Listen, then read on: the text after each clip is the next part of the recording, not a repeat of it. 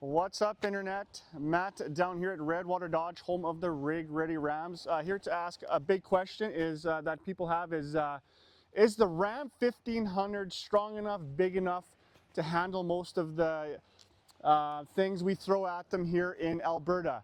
Answer to that is yes, they are. A lot of people don't know. For example, the 2026 Ram 1500 can actually tow up to, depending on which differential you have, 11,340 pounds.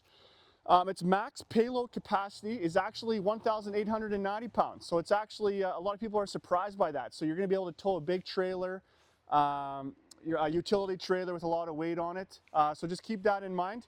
Also too, we have the Rebel package in the 1500, which gives you better wheels, better tires, and a little bit beefier, heavy duty suspension. And the other thing too is the maintenance cost. The maintenance costs on a Ram 1500 to run on a day-to-day is going to be a lot less than a 2500, 3500. So if you're kind of weighing the options, keep that in mind in regards to the payload and towing. A Ram 1500 might actually do more than what you actually need it to do. Any questions on this, guys? 780-942-3629.